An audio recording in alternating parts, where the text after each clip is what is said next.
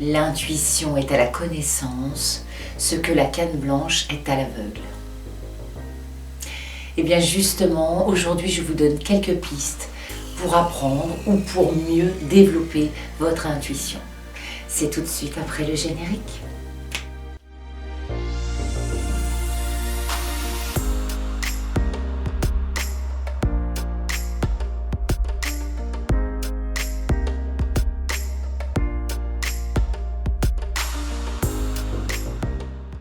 Bonjour chères belles âmes en éveil, éveillées ou très éveillées. Je suis très heureuse comme à chaque fois de tourner ces vidéos pour vous retrouver. Malheureusement pas en direct, mais c'est toujours un plaisir que d'échanger par rapport à une chaîne YouTube, par rapport à une communauté merveilleuse que vous êtes. Et je suis vraiment enchantée de poursuivre mes vidéos pour vous. Alors par rapport à des thèmes que l'on m'avait demandé dernièrement, eh bien il y a le sujet de cette vidéo d'aujourd'hui, à savoir comment développer son intuition. Tout le monde a de l'intuition, vous qui me regardez, vous en avez à revendre, sauf que quelquefois nous ne savons pas différencier ce qui vient de l'intuition et ce qui vient du mental. Et nous allons voir aujourd'hui la différence et comment développer cette petite voix qui nous parle à l'intérieur. Alors déjà pour commencer, la petite anecdote historique, en latin, intuition se prononce intueri, qui veut dire regarder dedans. Et en grec, intuitia, qui veut dire regarder à l'intérieur de soi, regarder en soi. Donc je commencerai par un petit proverbe dont je ne sais pas du tout l'auteur, qui disait « L'intuition est le langage de l'âme ». Si vous vous rappelez par rapport à la série des vidéos sur les chakras que j'ai faites dernièrement, eh bien, lors de la vidéo qui concernait le chakra du troisième œil, nous évoquions le sixième sens, donc l'intuition. Mais l'intuition concerne avec d'autant plus d'importance le chakra du cœur, puisque ce que nous dicte l'intuition vient instinctivement du cœur. En fait, le sixième sens, c'est très proche de l'instinct. Parce que l'instinct, c'est quoi? C'est une immédiateté. C'est quelque chose de spontané, d'instantané. On ne réfléchit pas, c'est instinctif. Eh bien, l'intuition, c'est ça, c'est un message que l'on reçoit sous plein de formes que ce soit. Ça peut être sous forme d'un flash, ça peut être sous forme d'une petite voix dans la tête qui nous guide. Ça peut être quelque chose de physique, on va ressentir une boule au ventre, ou alors on va ressentir des vibrations d'amour d'un seul coup. On élève nos vibrations et on se sent très bien. On sent que notre cœur va au plus juste, qu'il nous guide de la façon la plus juste vers des bons choix, des bonnes décisions. C'est comme si nous avions une boussole intégrée. La boussole qui nous guide vers les meilleurs choix de notre existence, les meilleures décisions à prendre. Cette boussole, vraiment, elle ne vous trompera jamais de direction parce qu'elle sait la direction qui est la meilleure pour vous. C'est cette petite voix qui arrive tout de suite dans votre tête lorsque vous êtes face à une décision, lorsque vous êtes face à une personne que vous rencontrez pour la première fois. Vraiment, c'est la première petite voix qui vous donne plein d'informations très rapidement, qui est juste. Celle qui vient derrière, c'est celle du mental. Et qu'est-ce que le mental va faire? Eh bien, il va se poser plein de questions. Il va essayer toujours savoir le pourquoi de cette information. Et pourquoi? Oui, mais alors si... Oh non, mais je... Ah oui, ah bon... L'intuition n'exige aucun pourquoi parce que c'est un savoir immédiat, un savoir inné. C'est inné, c'est un savoir immédiat. On sait qu'on sait, mais on ne sait pas comment on le sait. Et justement, il y a une citation qui dit « L'intuition, c'est savoir sans savoir pourquoi on sait ». Ah oui, ça demande à cogiter tout ça, hein, mais c'est tellement juste et c'est tellement vrai. En fait, l'intuition, excusez-moi mon expression familière, elle se prend pas la tête, elle se prend pas le chou. Elle va droit au but, puisqu'elle touche directement votre âme, votre être intérieur et votre cœur. Plus on écoute son intuition, et plus on va gagner dans sa vie en estime de soi, en confiance en soi. On va faire en sorte qu'une loi d'attraction se développe de plus en plus dans le bon sens, au niveau de l'abondance. Puisque forcément, plus on écoute ce dont notre corps et notre esprit ont besoin pour s'épanouir pleinement dans cette existence, et bien plus on crée le bonheur dans sa vie. Plus le mental intervient pour toujours se poser des questions, pour toujours avoir des hésitations, pour toujours être dans la négativité, pour toujours ne voir que des obstacles et encore se poser des questions pour comment les résoudre et puis avoir peur de prendre des décisions, et plus on s'éloigne d'une qualité de vie qui nous correspond pleinement, intrinsèquement parlant. Quand on suit son intuition, on est en accord avec soi-même, on est en phase avec soi-même et on vibre haut la vie, on vibre haut les sensations. On est à l'écoute de ces 5 sens et on attire tout simplement la chance. Écouter son intuition, c'est faire entrer la chance dans sa vie. Alors facile à dire, pas toujours facile à faire, on est bien d'accord, on est tous pareils, hein. On peut écouter régulièrement son intuition et puis le mental va nous refaire des petits coucous de temps à autre, ça c'est sûr. Mais l'idée étant qu'on écoute de plus en plus son intuition et de moins en moins le mental. Plus on écoute cette petite voix qui nous veut du bien, cette boussole, ces sensations qui nous envoient des signaux, des alertes, plus on va développer également, quand on développe son intuition, on développe sa créativité, puisqu'indirectement on est créateur de sa vie, de la vie que l'on souhaite. Mais on devient beaucoup plus créatif dans plein de domaines. Plus on tente de la développer, cette magnifique intuition, plus elle devient efficace, plus elle s'affine, plus on devient famille avec elle et du coup, ça devient presque un jeu et une habitude. Une fois qu'on intègre ça, c'est au quotidien qu'on écoute son intuition et qu'on applique ce qu'elle a de bien à nous dire pour nous, pour notre vie. C'est sûr que si on est quelqu'un de très cartésien, toujours dans le mental, à toujours vouloir une réponse à tout, ou une solution à tout, à toujours se demander mais pourquoi ça et pourquoi ci et pourquoi ça, l'intuition, on ne la développe absolument pas et on va rester enfermé dans quelque chose de très réducteur. Et on rationalise trop, on intellectualise trop et du coup, on n'entend plus rien et on ne suit pas du tout ce qui est bon pour nous, ce qui est vraiment le meilleur pour nous. Ça dépend des personnes au départ, hein, de leur personnalité. On n'est pas tous égaux non plus par rapport à l'intuition. On a tous les mêmes capacités de la développer au départ et de l'écouter quotidiennement. Seulement, il y en a qui vont être beaucoup plus cartésiens et puis d'autres qui vont écouter leur cœur et agir avec leur cœur dans les 3/4 des actions, voire plus, qu'ils vont faire au quotidien, jour après jour. L'intuition, c'est vraiment l'ennemi, même si je n'aime pas trop ce terme, c'est vraiment l'ennemi de la rationalité et de l'intellectualisation. Égale l'ennemi du mental. Ça rime encore. J'aime bien faire des rimes dans les vidéos. Non mais c'est vrai. Pour développer son intuition, il faut vraiment être également à l'écoute de nos 5 sens physiques. Parce qu'elle va envoyer des informations par rapport à tous ses sens. La vue, le toucher, l'ouïe, l'odorat, le goût. Un exemple tout bête, vous êtes dans une situation, on vous parle d'un projet, quelque chose, et d'un seul coup vous avez des frissons dans le dos. Mais pas agréables les frissons, c'est un truc qui n'est pas très sympathique, mais immédiatement, ça veut dire qu'on vous envoie l'information que, oulala, ça vous fait froid dans le dos, donc c'est pas forcément sympa pour vous la suite.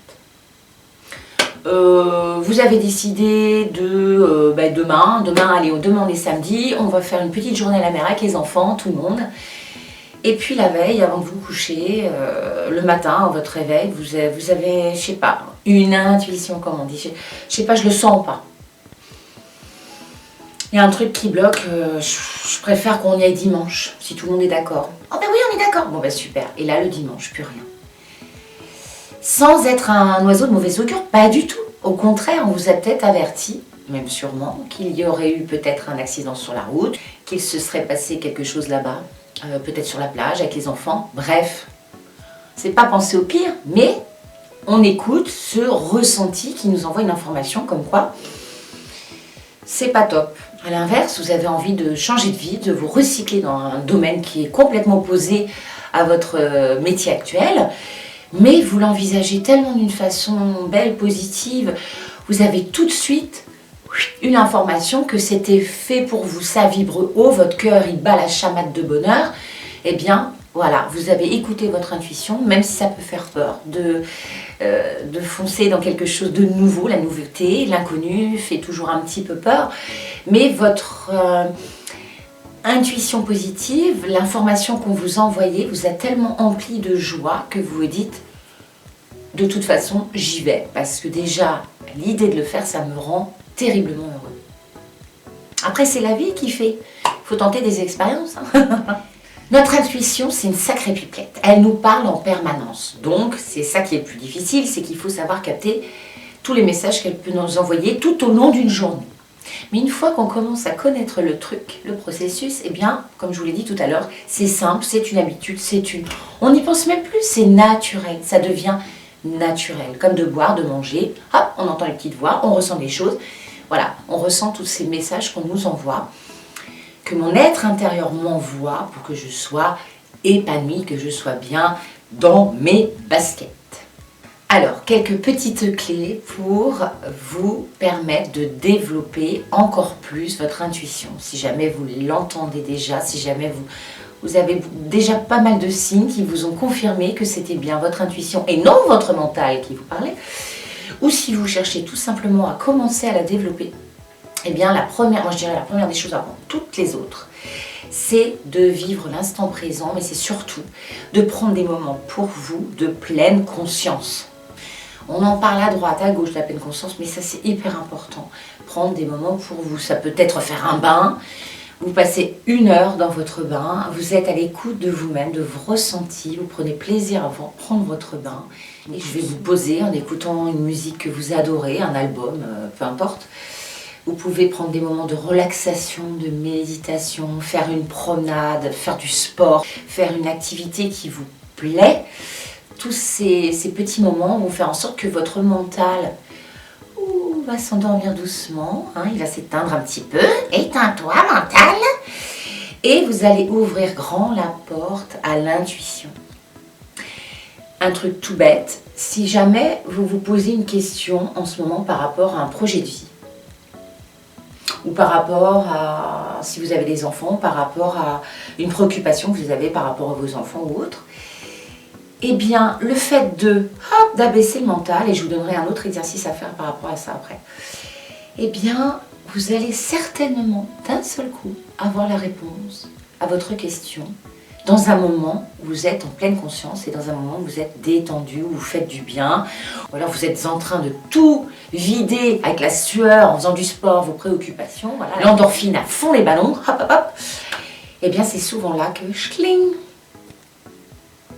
quand on prend une douche le matin ou le soir, on est bien sous la douche, on se nettoie, on essaye de pas trop penser, voilà, on se déleste de plein de choses. Si c'est le matin, bah voilà, on se donne plein d'énergie, mais justement, on n'est pas encore dans un état avec tous les capteurs qui sont connectés à toutes nos préoccupations, tout notre emploi du temps, enfin, etc. Donc c'est souvent là qu'il y a des réponses à des questions, où il y a des flashs, des idées qui viennent. Justement, par rapport à ça, je vous donne un exercice à faire. Si vraiment vous sentez que vous voulez de plus en plus écouter cette petite voix intérieure qui vous veut du bien. Cette petite voix intérieure qui vous veut du bien, ça c'est une phrase d'édition qu'on pourrait mettre au théâtre. Cette voix qui vous veut du bien, eh bien, notez sur une feuille de papier, peu importe un carnet, un post-it, ce que vous voulez. Oui, parce que moi j'ai mes petites notes, sinon j'oublie. Notez tout ce tout ce qui vous embarrasse, qui vous encombre le cerveau en ce moment, que ce soit financier, des factures, que ce soit le confinement, que ce soit des préoccupations de boulot, n'importe quoi. Mettez tout comme liste des choses pas très sympathiques qui vous polluent le cerveau. Vous pliez ce papier, parce que ça sert à rien de brûler, parce qu'ils existent encore, ces soucis, ou elles existent encore, ces préoccupations. Mais vous l'enfermez, ce papier, dans une boîte. Ça, hop, on verra ça plus tard. Je n'oublie pas, je sais qu'elles existent, mais boum, pour l'instant, je me décroche de tout ça et je m'ouvre pleinement à tout ce que m'envoie l'intuition, tous ces messages qu'elle va m'envoyer pour être mieux et peut-être pour me donner justement des réponses à ce qu'il y a dans la boîte. Mais rien que de faire ce geste, psychologiquement, vous visualisez que vos soucis sont dans une boîte et donc ils sont enfermés, ils ne sont plus en train de vous polluer le cerveau. C'est un peu le principe du verre d'eau. Hein. Je vous ferai une vidéo bientôt sur le verre d'eau. En fait, l'idée, c'est de déléguer que quelqu'un d'autre porte mes soucis pendant quelques temps. Je donne mes soucis à cette boîte pendant que moi, je me permets de m'ouvrir à autre chose et de faire le vide dans ma tête. Je fais le vide dans ma tête et j'ouvre pleinement mon cerveau à l'intuition et à tout ce qu'elle peut m'apporter de bien. Quand le mental est, on va dire, un peu shooté, bien forcément on est tout de suite plus réceptif à l'intuition. Un autre exercice ludique que vous pouvez faire, c'est si dans votre emploi du temps, des jours à venir, vous avez des événements programmés. Que ce soit, alors je ne vais pas dire une sortie au restaurant, une sortie au théâtre, non, pour l'instant c'est pas possible. Non, mais je ne sais pas, un pique-nique, un autre truc moins sympa, faire les courses de la semaine, allez demain, samedi, on fait les courses de la semaine.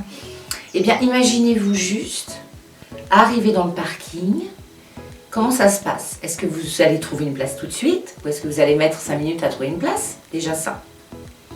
Imaginez-vous la sensation, les sensations que vous allez ressentir dans le magasin. Est-ce qu'il y aura beaucoup de monde? Bon, un samedi en même temps, faut pas être devin. Hein.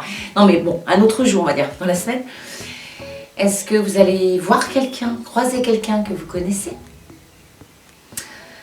Etc, etc. C'est important parce que ce sont des petits exercices rigolos qui vous permettent après de valider si votre intuition vous a bien guidé, bien orienté. C'est mon téléphone parce que je parle trop, j'avais mis l'alarme. Oui, j'ai pas fini.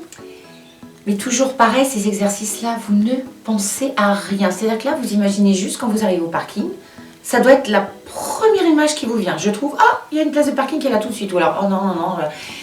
Le magasin, pareil, quand vous arrivez, il faut vraiment laisser venir à vous ce qui va se passer. Commencez pas à imaginer. Alors oui, alors je... Non, laissez-vous guider par l'intuition. C'est très dur, mais vous verrez que ça va se faire tout seul à un moment donné. Alors, c'est pas dit que ça marche tout de suite, hein, parce que c'est pas comme ça tout le temps.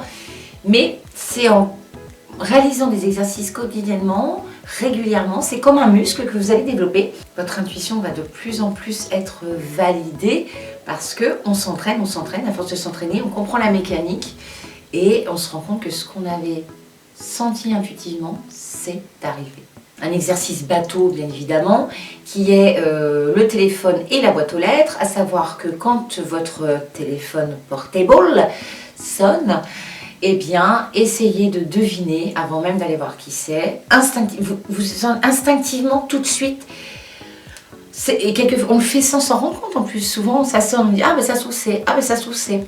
Ça peut être quelqu'un de votre famille, ça peut être un ami, ça peut être quelqu'un au niveau administratif, etc., un collègue de travail. Mais laissez, hop, alors si vous commencez à dire « Ah, c'est peut-être un ami, ah, ben c'est peut-être un... » Non, la première petite voix, 1/10 de seconde qui vous a dit qui ça pouvait être. Et vous verrez que vous aurez des chances d'être surpris. Pareil dans la boîte aux lettres, ce qu'on adore. Il n'y a pas besoin de trop être devin non plus. Mais tiens, aujourd'hui, est-ce que je vais avoir des factures ou il n'y en aura pas? Tiens, aujourd'hui, est-ce que je vais recevoir allez, une pub de magasin de bricolage? On n'a pas des pubs tous les jours non plus, même si on en a beaucoup. Mais vous voyez, ce sont des petits exercices rigolos, ludiques. Mais après, une fois que vous allez commencer à voir que vous vous trompez de moins en moins, vous allez prendre une grande confiance en vous et vous allez vous dire, mais c'est magique. En fait, c'est magique. Pareil, lorsque vous rencontrez une personne pour la première fois. Bon, en ce moment, on a tous le masque, hein, donc, mais c'est pas grave. Justement, ça aide plus à faire travailler son intuition parce qu'il y a certaines personnes qui devinent la psychomorphologie avec les traits du visage, donc on peut très vite cerner quelqu'un par rapport aux traits de son visage, sa gestuelle. Et bien là, si vous êtes amené à rencontrer des personnes pour la première fois dans les jours qui viennent, essayez vraiment de tout de suite avoir des ressentis tout de suite sur le caractère de cette personne. Se poser des questions de dans quel domaine d'activité elle travaille, quelle est sa situation émotionnelle du moment, est-ce qu'elle est heureuse dans sa vie, est-ce qu'elle éprouve de la tristesse. Tout ça, tout ça, tout ça.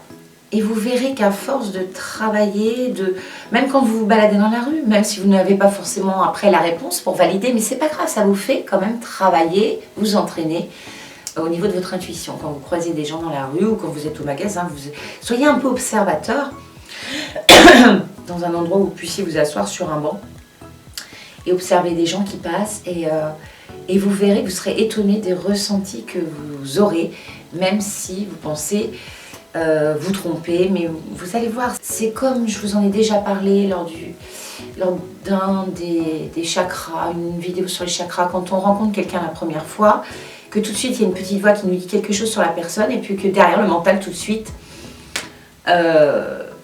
dit l'inverse, s'oppose à votre première idée de ce qu'était la personne. C'est toujours la petite voix, ou là que ça parle. Et vraiment, faites-vous confiance. Parce que tout ce que vous sentez vrai, juste. Et si après, derrière, vous posez tout de suite la question, vous vous jugez de ce que vous avez pensé, c'est que c'est mauvais. C'est pas ça. Vraiment, c'est la première information qu'on vous envoie est celle que vous sentez vraie. Vous êtes sûr que... Voilà, vous savez que c'est ça. On ne se pose pas de questions, on ne sait pas pourquoi on sait, c'est ce qu'on disait tout à l'heure. Mais on le sait. On sait que cette personne-là, elle est comme ça, on le sait. Maintenant, pourquoi? Je ne me pose pas la question, mais je le sais dans mon cœur, dans mon être profond, qu'elle est comme ça. Alors moi, un petit exercice que j'adore particulièrement, c'est lorsque vous coucherez le soir, vous allez demander à l'univers d'avoir un message intuitif le matin au réveil. Vous pouvez très bien poser une question le soir avant de vous coucher en disant j'aimerais vraiment avoir une réponse par rapport à une décision que je prends en ce moment entre A et B. Et vous vous couchez et le matin, quand votre réveil sonne, à moins que vous ayez la chance de vous réveiller naturellement, prenez au moins 10 minutes pour rester dans votre dodo, ça c'est super chouette. Quand on se réveille, on est vraiment dans un état comme quand on médite. Hein, on n'émerge pas encore, on est vraiment dans un état alpha. Cet état, puis là, vous verrez qu'il peut se passer de vrais petits miracles. Vous pouvez avoir, comme on dit, des idées de génie, un truc d'un seul coup, mais oui! Et vous verrez que c'est surprenant. Ou alors des petites indications par rapport à votre journée. D'un seul coup, vous pensez à quelqu'un qui va peut-être vous appeler dans la journée, ou que vous allez peut-être appeler vous-même, ou voir. Mais soyez à l'écoute de ça parce que le matin au réveil, c'est très très puissant. Alors maintenant, des petits exercices tout aussi ludiques. Alors le b.a.-ba pour développer son intuition au départ, avec des cartes classiques, c'est de positionner votre jeu de cartes, avec valet, dame, roi, machin. Vous allez piocher une carte et vous allez vous poser la question, est-ce que la couleur de cette carte est rouge ou noire? On est en train de jouer à la roulette là, dans les casinos. Et puis après, forcément, vous pouvez demander si c'est un chiffre ou si c'est une figure. Puis après, on affine. Est-ce que c'est du cœur, du carreau, du trèfle, du pic, etc., etc. Ça, c'est vraiment un jeu basique pour s'entraîner, mais c'est super efficace. Et vous verrez qu'au fur et à mesure que vous entraînerez, vous allez être étonné des progrès que vous allez faire et de l'allié qu'est votre intuition tout le temps. Alors, pour des jeux un peu plus particuliers, mais qui ont été vraiment créés en ce sens, notamment le jeu de Russell Targ, qui était un physicien spécialiste de l'intuition. Il a dû créer ce jeu en 1970, dans les années 70-80. Et donc il est constitué de 4 cartes de couleurs. Je vous invite à aller voir le descriptif de ce jeu, la règle de ce jeu. Mais elle peut être un très bon support. Je crois que vous pouvez l'imprimer sur internet ou aller jouer sur internet pour tester votre intuition. Je vous mettrai une image, donc le jeu de Targ, T-A-R-G. Vous avez également, moi, le jeu que j'adore, des cartes de Zener. Alors, ça va faire partie des petits jeux que je vais vous proposer tout à l'heure. Les voilà, les cartes de Zener, mais je vous mettrai également une image. Donc il y a 5 petits symboles et quand vous mélangez les cartes, vous les retournez, vous essayez de deviner si c'est une petite vague, si c'est un carré noir, une étoile verte, un rond jaune ou une croix rouge. Et ça, c'est très très efficace également. Forcément, votre intuition, elle va vous envoyer plein de choses. Hein. Si c'est une vague, eh bien, vous allez sentir peut-être voilà, un courant comme de l'eau près de vous. Il y a plein d'informations qu'elle va vous envoyer pour que vous soyez sûr de ne pas vous tromper. Mais l'information, elle arrive tout de suite. Ok? Si c'est le rond jaune, vous allez peut-être avoir juste un flash de lumière comme ça. Bah, par déduction, bah oui, ça peut être le rond jaune. Hein, d'accord? Ou la croix rouge, vous pouvez entendre une sirène, vous pouvez... c'est vraiment... Mais elle va envoyer votre intuition, l'information d'une façon quelquefois très surprenante, mais c'est par association d'idées. Et puis, je vous invite bien évidemment à vous procurer des jeux de cartes oracle ou des tarots, mais le tarot est quand même beaucoup plus compliqué, beaucoup plus élaboré. Vraiment, les cartes oracle, ce sont vraiment des cartes qui sont parfaites pour développer son intuition. Vous pouvez vous tirer une carte, je ne sais pas, une fois par semaine ou si vous le souhaitez tous les matins, une petite carte et vous retournez la carte choisie et vous laissez juste guider par ce qu'elle vous inspire, qu'est-ce qu'elle vous envoie comme information, même si quelquefois, même souvent, il y a des petits écrits sur les cartes pour vous donner une guidance. Mais vous, qu'est-ce qu'elle vous dit? Après, vous pouvez poser une question avant de retourner la carte et vous aurez, hop, la réponse immédiatement. Mais c'est très intéressant de développer son intuition avec un support de cartes oracle. Et puis les cartes oracle, c'est magique, ça donne tellement de joie, de vibrations hautes quand on les contemple, quand on accueille les messages, que ça peut, dès le matin, vous permettre de vivre une journée déjà qui part du bon pied. Alors, je vais finir par vous donner des petits exercices que j'ai préparés pour vous, entre autres. Ce sont des cartes dont je me sers dans mes ateliers ou comment développer ses capacités extrasensorielles. Et justement, on va commencer par les cartes de Zener. Donc, je vais plutôt vous mettre que de vous tenir la feuille comme ça, c'est un petit peu moche. Je vais vous mettre tout de suite l'image des cartes de Zener. Je vais vous demander de vous concentrer sur les 5 symboles. Et juste après, je vous présente, moi, une enveloppe et vous devrez deviner quel symbole, parmi ces 5-là, se situe dans cette enveloppe. Je vous laisse vous concentrer. Vous pouvez mettre pause, bien évidemment, pour prendre le temps nécessaire pour vous concentrer. N'hésitez pas à prendre, avant ce petit jeu, ce petit exercice, à prendre une feuille de papier et à noter tout ce que vous ressentez par rapport à l'enveloppe que je vais vous présenter dans quelques minutes. D'accord ? Griffouillez, mettez tout ce qui vous passe par la tête. Et surtout, ne réfléchissez pas à pourquoi vous notez ça. On ne réfléchit pas, on note. Tout ce qui nous vient. Maintenant, je vous montre la carte. Pareil, vous pouvez mettre pause.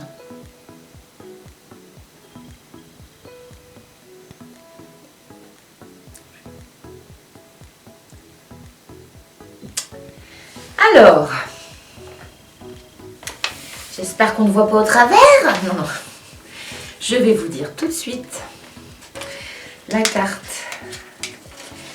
qu'il y avait dans l'enveloppe. C'était l'étoile verte. Alors bien évidemment, je félicite les personnes qui ont trouvé. Peut-être que vous avez eu tout de suite une information qui vous a fait penser à cette étoile. Pour ceux qui sont passés à côté, ce n'est pas grave du tout. Au contraire, c'est très bon signe. Ça veut dire qu'il faut persévérer, qu'il faut s'entraîner. Et tout le monde est pareil au départ. On est beaucoup à avoir eu un long moment de plantage, entre guillemets. On est tous pareils. Et même quelqu'un de très intuitif peut encore se tromper régulièrement. Donc tout va bien.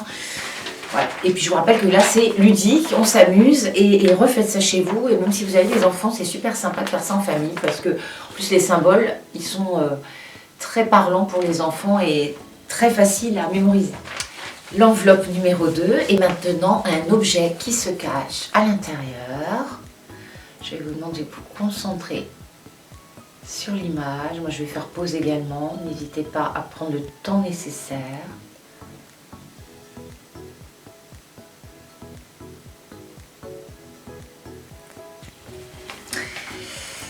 Alors, quel objet se cachait dans cette enveloppe?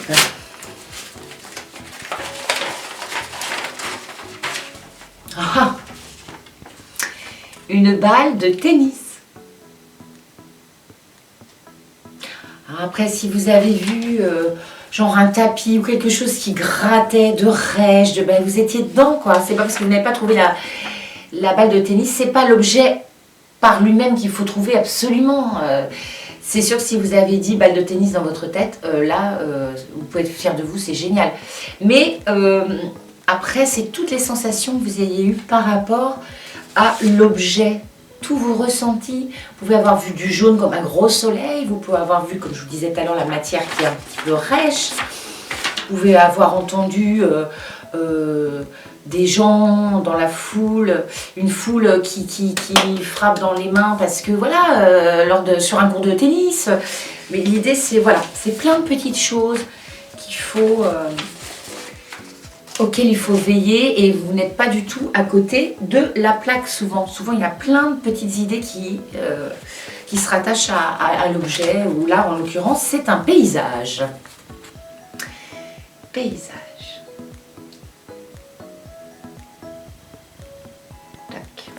Alors, quel était ce paysage? Vous pouvez avoir ressenti qu'il y avait plein de verre, ou alors qu'il faisait froid, que c'était ou alors une grosse chaleur, hein, peut-être un paysage vraiment dans les îles, dans un igloo, sur la banquise avec les pingouins.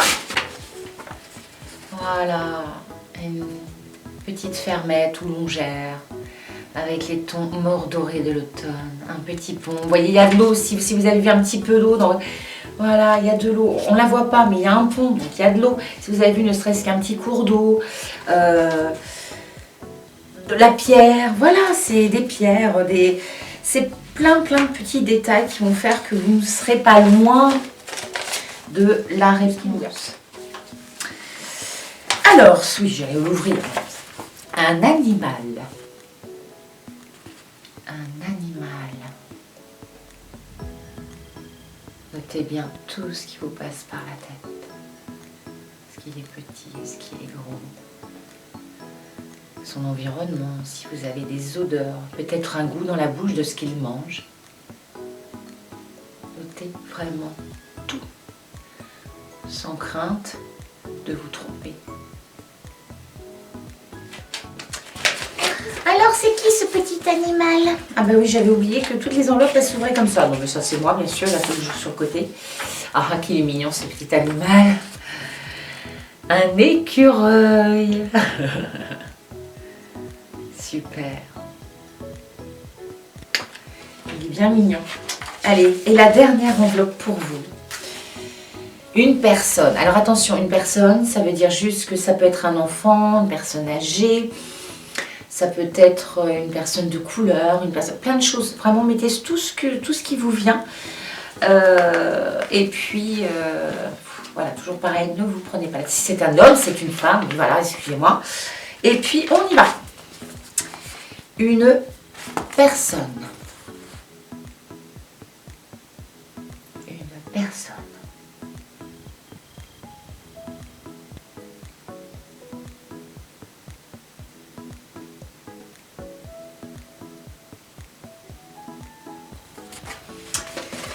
Allez, c'est fini la torture. Oh, que elle est jolie. C'était une petite fille métisse. Non, j'ai pris mes enveloppes en bas dans ma boîte et je n'ai absolument pas regardé ce qu'il y avait à l'intérieur avant de les choisir pour vous.